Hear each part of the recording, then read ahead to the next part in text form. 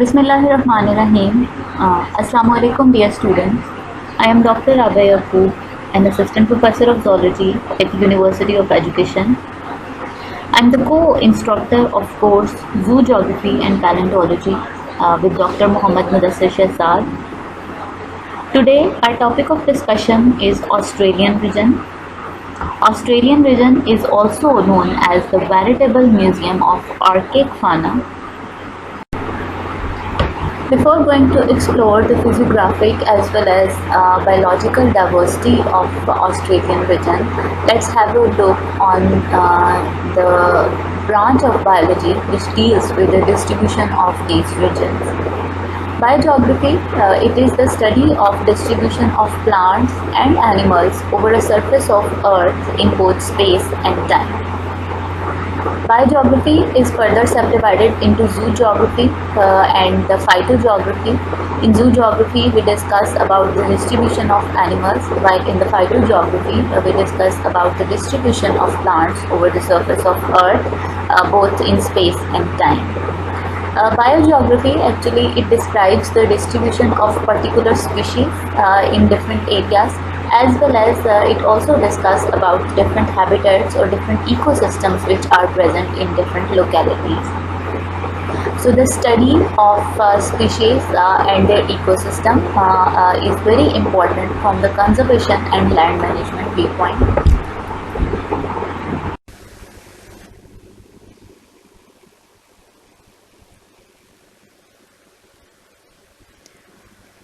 An ecozone or biogeographical RAM represents large areas of Earth's surface where the animals and plants developed in relative isolation from the other species over a long period of time.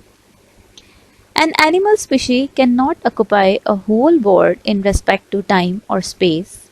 Instead, each is restricted to a definite range or area of distribution on the Earth. These species are separated from one another by different geological features such as ocean, deserts, high mountain ranges. These physical features poses a barrier for these animals or plants to be dispersed from one place to another place. Bioregions are the geographic clusters of ecoregions that may span several habitat types, but they have strong biogeographic affinities, particularly at taxonomic level higher than the species level. They have affinities between their genus and families.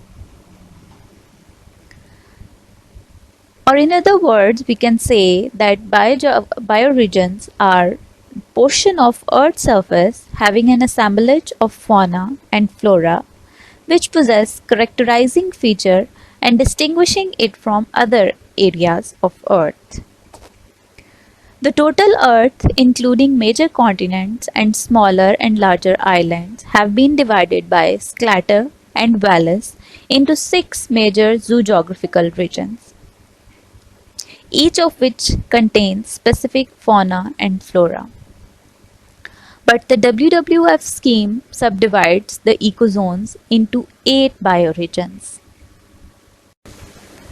These WWF prescribed ecozones or ecoregions are Palearctic region,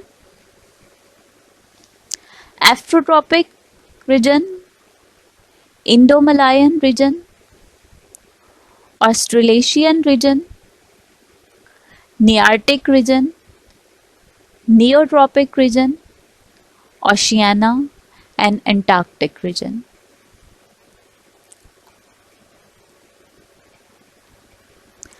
Palearctic region includes bulk of Eurasia and North Africa, and it is considered as the largest bioregion. Afrotropical region includes Sub-Sahara and Africa. Indo-Malayan region includes Afghanistan, Pakistan, the South Asian subcontinent, and Southeast Asia. Australasia includes Australia, New Guinea, and neighboring Ireland. Nearctic region includes most of the North America, and Neotropical region includes South America and the Central America. Oceania, it includes a cluster of islands including Polynesia, Fiji, and Micronesia, while Antarctica includes the whole Antarctica.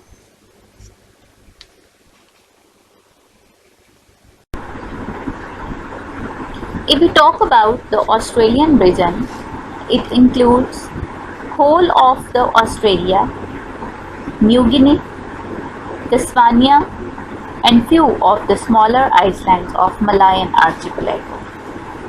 Archipelago is a term used for cluster of islands which are present in the open ocean.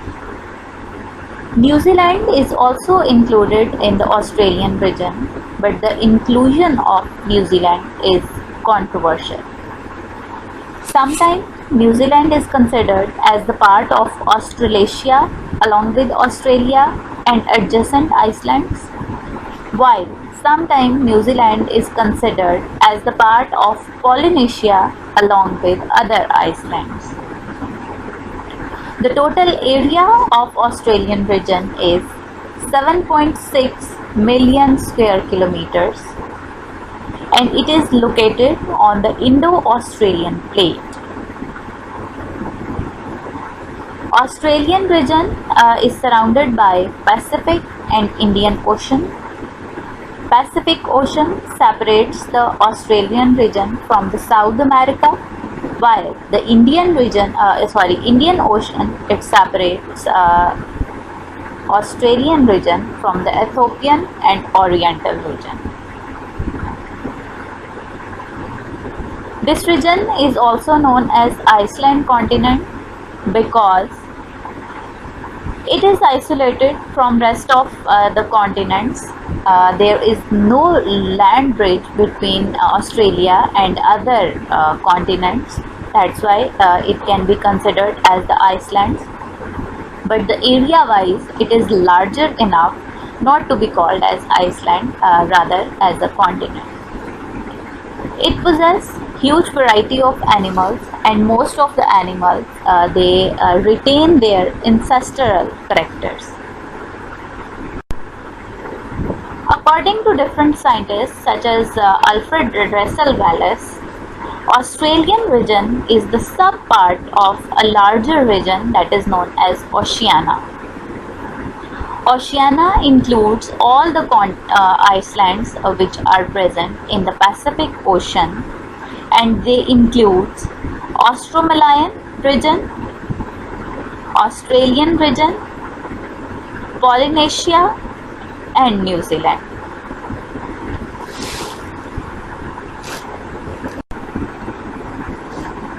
This figure shows the very interesting geographical feature of Pacific Ocean, Ring of Fire or the Rim of Fire.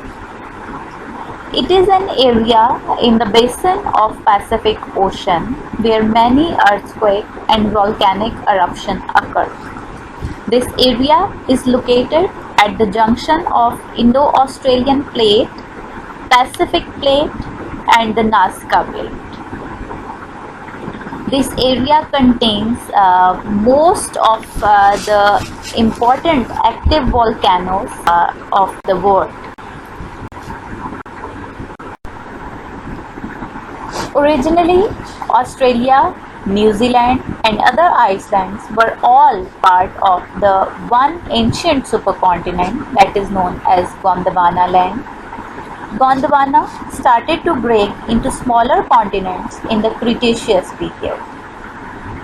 New Zealand broke away from the Gondwana land more than 80 million years ago, while the Australia has recently broke free from the Antarctica about 45 million years ago. There are land connections which are present between the Australia and adjacent islands as well as Asia that are currently covered with water, But during the ice ages, when the sea levels were lower, it exposes the continental shelf that links these islands to one another and to Asia. And this linkage allowed the Asian land animals to inhabit these islands. Here you can see the current situation of the Australia and New Guinea and other continents, while the area that is represented by grey hues, it shows the land bridges or the continental shelf which links these islands with Australia. New Guinea, Australia and Tasmania, they are collectively known as Sahul or the Magnesia. So you can understand that the present distribution of Australasian plants and animals is a result of the geologic history of its land masses. Mostly the land masses in the Australian region are fragments of the ancient continent of Gondwana, while a number of smaller islands are of more recent volcanic or tectonic origin.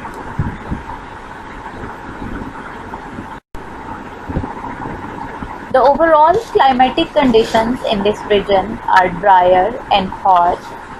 Australia is the driest continent because it has flattest lands.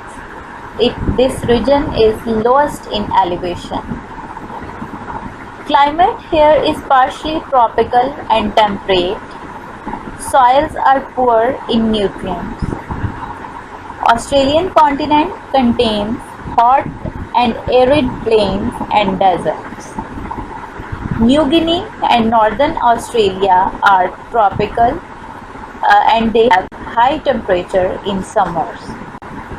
Another interesting thing about this region is that Australia has opposite seasons as compared to rest of the world. Here you can see the topography of Australian region. The area which is represented by brown color, it represents the desert areas. Yellow colored area represents the grasslands. Green colored areas shows the woodlands which are present in the Australian region, and the purple colored area shows the presence of rainforest in this region. Physical features such as important mountains and the deserts shown on this map. As I have already told you that the Australian region is mainly consists of lowlands and the desert area is more prominent in this region. You can see the three main deserts of this region: the Great Sandy Desert, Gibson Desert and the Great Victorian Desert. On the other hand, the two important mountain ranges that are Great Dividing Range and the Macdonnell Range, they are also present in the Australian region. The coral reefs are also an important feature of Australia and that homes to a great biodiversity.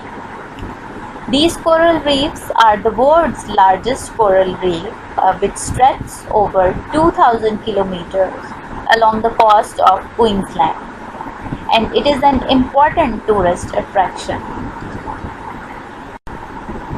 If we examine the biota of this region, we observe that from a biological point of view, Australasia is a distinct region with a common evolutionary history. It has great diversity of many unique plants and animals. Due to the long isolation of Australia, it allowed this region to evolve relatively independently, and it makes this region the home to many unique families of plants and animals. Let's explore the fauna of Australian region. That's all about the Australian region. I hope that you have learned very well about the veritable museum of archaic fauna. Thank you.